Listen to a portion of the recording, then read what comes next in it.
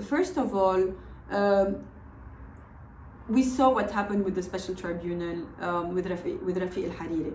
Okay, Rafiq al-Hariri was a prime minister who got assassinated. He wasn't like, you know, my 36-year-old friend in Jemaize or little baby Alexandra Najjar. He was prime minister, and still, okay, 15 years later and millions of dollars later spent, okay, they indicted one man, okay, and there was an agreement, there was a deal between the Lebanese government and the SGL not to indict any political party.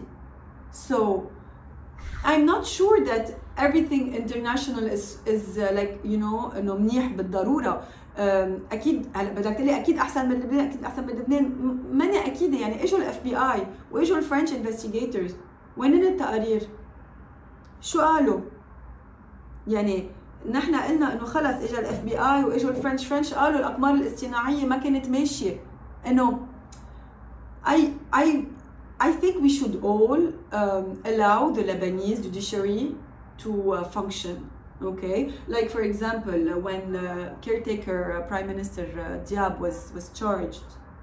Okay, like just let me tell you something. Of course, there are the people who they're responsible for the buying of the nitrate, the responsible side for storing, you know, the nitrate in the port, the responsible for on the day of August 4 what happened, you know, who detonated or who is responsible on the day of August 4.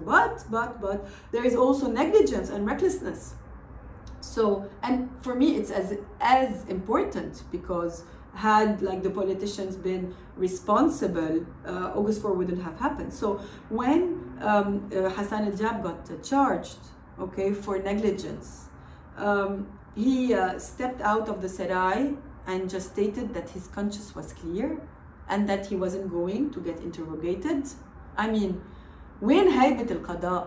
القضاء لازم يكون على الكل، okay, ولا الكل.